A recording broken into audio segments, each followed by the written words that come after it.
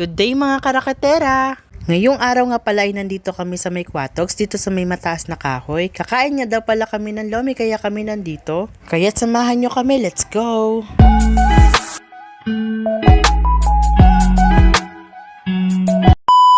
For today's video nga pala papunta kami dito sa may Quatox. Dito nga pala ito sa may mataas na kahoy sa bayang Pinagpala. Araw nga pala ngayon ng Sabado kaya't ganado na naman si Buntis magyakag kumain. Pumasok na nga pala kami dito sa loob ng Quatox para makapag-order na kami. Chicken lomi regular nga pala yung in-order namin kasi ito yung gusto ni Buntis. Noong nakaraang Sabado pa nga pala kami nagplano na kakain kami dito. Alam nyo mga karakitera, hindi naman masama o walang masama na kung minsan nai-enjoy mo naman yung buhay mo. Maikli lang ang buhay, piliin mo laging maging masaya. Hayaan mo na yung mga taong nagsasabi sa'yo na, uy, bakit ganyan, bakit ganun, bakit mas sinuuna mo pa yung mga ganyan kaysa dun sa mga sarili mong pangangailangan. Hoy, ikaw nahangag ka, kung ano man yung gawin ko sa sarili ko, kung ano man yung bilhin ko, wala ka na dong pakialam. Magtrabaho ka na lang ng marangal para makuha mo rin yung gusto mo, hindi yung nangingialam ka sa ibang tao. Siya, tama na ngayon, balik na tayo dito sa vlog ko. So, ito na nga, kumuha na nga pala ako dyan ng kutsara para may magamit kami kapag kumain. Sinabay ko na nga din pala nakuha yung baso kasi bumuli rin kami ng soft drinks. Naluto na nga pala agad yung in-order namin kaya't na-serve na agad dito sa amin. Dito na nga pala kami sa paboritong part namin kasi kakain na kami. Kanina pa nga pala nagre-reklamo si Buntis na nagugutom na daw siya. Bago nga pala kami nagumpisang kumain ay nagpisa muna dito ng kalamansi si Buntis tapos lalagyan niya ng toyo.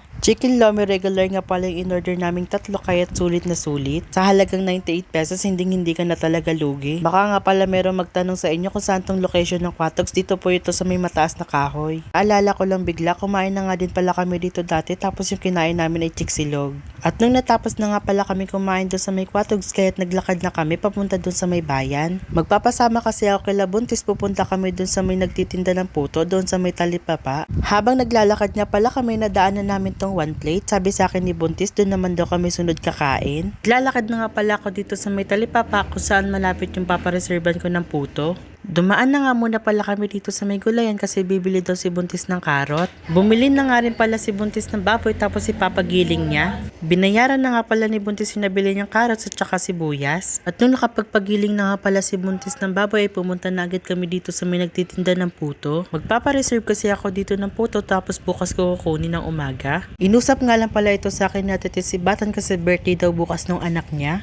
Ang pogi nga pala nung nag-a-assist sa akin dito kaya't may pakeme-keme ako dyan. Charot lang baga. Baka nga po pala merong magtanong sa inyo kung saan daw po location ng mga nagtitinda ng puto dito sa amin. Dito lang po ito sa may mataas na kahoy. At nung nakapagpa-reserve na nga pala kami ng puto kaya't umuwi na agad ako dito sa amin. Hindi ko na nga pala nakuna ng video yung pagsakay namin ng jeep kasi mabilisan nga. At dahil nga pala nandito na rin ako sa amin kaya't pumasok na ako dito sa aming loob. At dahil nga pala nandito na rin ako sa amin kaya't hanggang dito na lang for today's video. God bless!